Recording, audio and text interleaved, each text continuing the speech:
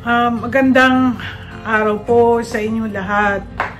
Ako po si Annie Carmona Lim, may-ari ng Chocolate Lover Incorporated dito sa Cubao. Gusto ko lang pong ipaalam sa inyo na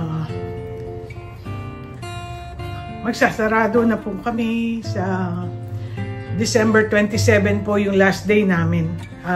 Ito December 27, 2025. Tuloy-tuloy pa rin naman ho yung pagbebenta namin hanggang sa mga araw na yon, at saka yung mga fast moving, mga chocolates, buttercream, walnuts, meron pa rin ho kami. Talagang hindi namin pababayaan yung mga customers namin na kung kailan nila kailangan ngayong Pasko, bibitawan namin. Hindi po yung dedication ng Chocolate Lover sa mga nagbi-business. Ganon pa rin ho yung support namin. Mahigit sa buwan na lang na ho yun. Kaya gusto ko din batiin kayo ng Merry Christmas.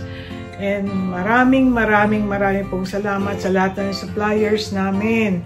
Mga dati ko estudyante, mga customers namin. Ito na, goodbye na. After 36 years, goodbye na tayo.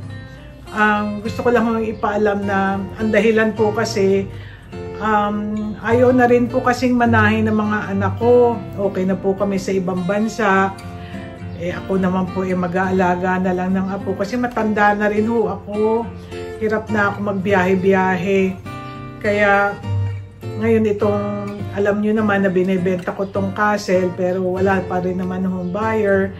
Kaya balak sana namin habang walang buyer paupahan. Pero syempre mag-check pa rin ho kayo sa Facebook kung ano na yung mga development, kung gusto nyo rin makichismis pa sa amin.